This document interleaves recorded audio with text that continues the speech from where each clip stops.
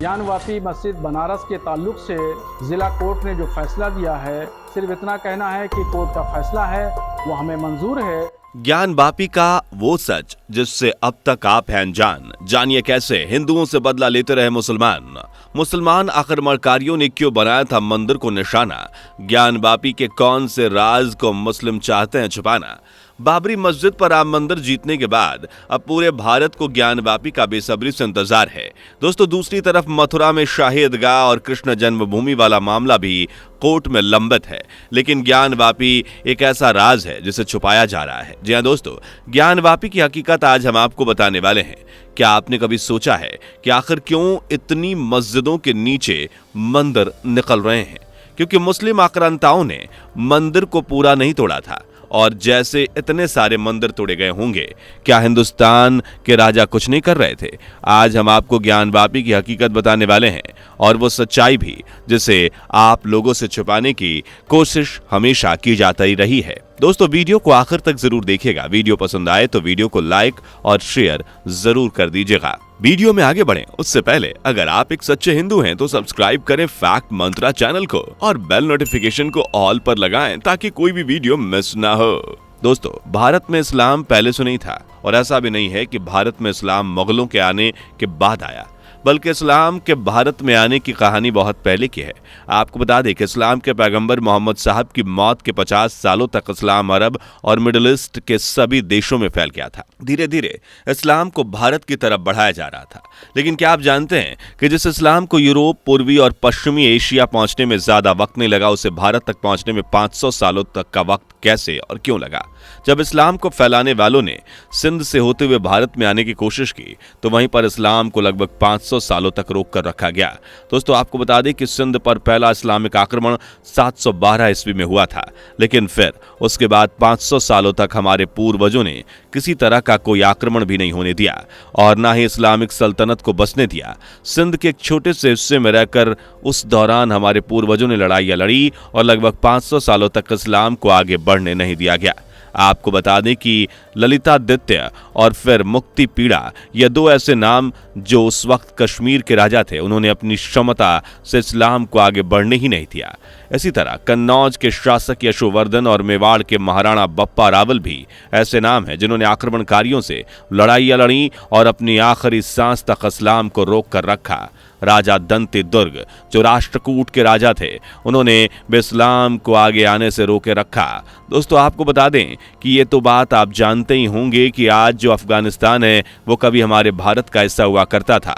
वहां के राजा जयपाल, आनंदपाल, त्रिलोचन पाल, निडर भीमा, ये सभी अफगानिस्तान के अलग अलग समय पर राजा रहे और इस्लामिक आक्रमणकारियों को रोक कर रखा।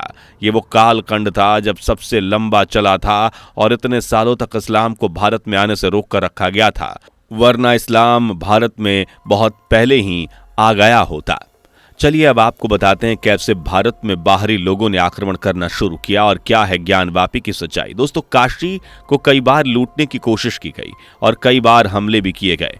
पहला हमला नियाजुद्दीन ने किया था, जो गजनी का ट्रेजरर था। पहला आक्रमण कामयाब नहीं रहा और हमारे बहादुर राजाओं ने उन आक्रमणकारियों को हराकर भगा दिया था।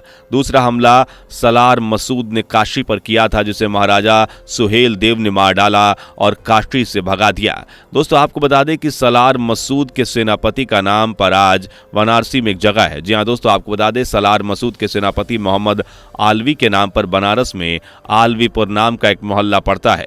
काशी पर सबसे विध्वंसक हमला 1194 में हुआ, जिसे कुतुबुद्दीन ऐबक ने अंजाम दिया। दोस्तों, कुछ इतिहासकार अपने वर्णन में बताते हैं कि कुतुबुद्दीन ऐबक का आक्रमण इतना विध्वंसकारी था कि उसने अपने गुस्से की आग में भारत के करीब 1000 से भी ज्यादा मंदिर तोड़ डाले। काशी को लूटने की इस कथा को कुछ लोग बड़े गर्व से बताते हैं। इनमें हसन निजामी जैसे इतिहासकार शामिल हैं। इन आक्रमणकारियों ने काशी से सोना, 300 हाथी और 100 से भी ज्यादा ऊंटों को लूटकर इतना ही नहीं दोस्तों, इन आक्रमणकारियों ने सिर्फ भारत को नहीं लूटा बल्कि हमारी बहन बेटियों की इज्जत से भी खिलवाड़ किया गया। भारत पर हुए हमले के अलावा आक्रमणकारियों ने भारत की सैकड़ों महिलाओं के साथ बलात्कार भी किया।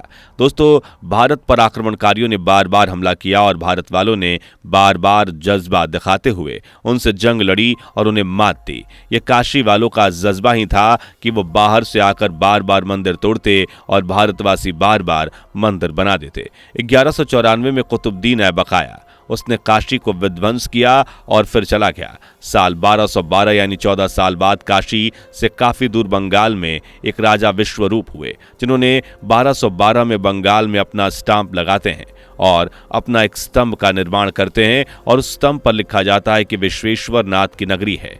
उस वक्त दिल्ली की सल्तनत पर मुगलों का राज ही था।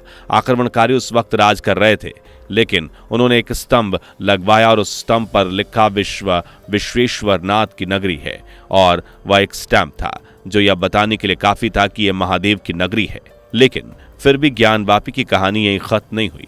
हमें हमेशा से गलत इतिहास पढ़ाया गया। हमें यह तो बताया गया कि मोहम्मद गोरी ने भारत पर कितनी बार हमला किया या गजनी ने कितनी बार सोमनाथ मंदिर को लूटा, लेकिन आक्रमणकारियों को रोकने के लिए हमारे पूर्वजों ने कितनी हिम्मत और जज्बे से जंग लड़ी, उसके बारे में कभी नहीं बताया गया। आपको बता दें कि गुजरात की चालुक्य वंश की नायिका देवी ने गौरी को विध्वंस युद्ध में मात दी थी।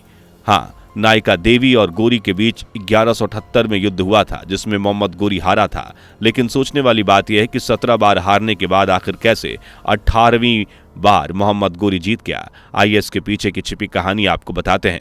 वीर सावरकर ने अपनी किताब में इस बात का जिक्र किया है कि हमारे पूर्वज युद्ध में एक नीति को अपनाते थे जिसे सद्गुण दोष कहा जाता है, यानी कि हम जो भी युद्ध लड़ते थे वो धर्म के आधार पर और शास्त्रों के मुताबिक लड़ते थे। युद्ध के नियमों में रात में आक्रमण न करना, बच्चों और महिलाओं पर हमला न करना और जो शरणागत आया है उसे शरण देना शामिल होता है। हमारे पूर्वज तो धर्म के अनुसार लड़ते थे, पर जो आक्रमणकारी बाहर से आए थे वो हमारे दुश्मन थे। उनकी लड़ाई में कोई नीति ही नहीं थी। वो अरब से आए थे, उनके लिए युद्ध था जिसमें वो ना दिन देखते थे न रात, ना बच्चे को छोड़ते थे ना ही औरतों को। किसी इंसान को जिंदा आग में झोंक देना उनके लिए कोई मायने नहीं रखता था। वो माओं से उनके बच्चे उनकी गोद से छीनकर जमीन पर पटक दिया करते थे। यही वजह है कि वो हर मैदान में जंग जीतते चले गए और हम धर्म के रास्ते पर चलकर उनके गुलाम बन गए। दोस्तों, ज्ञानवापी की कहानी भी कुछ ऐसी है। आपको सबसे पहले ये जान लेना चाहिए कि ज्ञानवापी है क्या। आपको बता दें कि महज एक मस्जिद नहीं बल्कि हिंदू धर्म के लिए ज्ञान का भंडार है। आपको बता दें कि ज्ञानवापी 2 शब्दों से मिलकर बना है। ज्ञान का मतलब तो आपको मालूम ही है, वापी का मतलब होता है कुआं।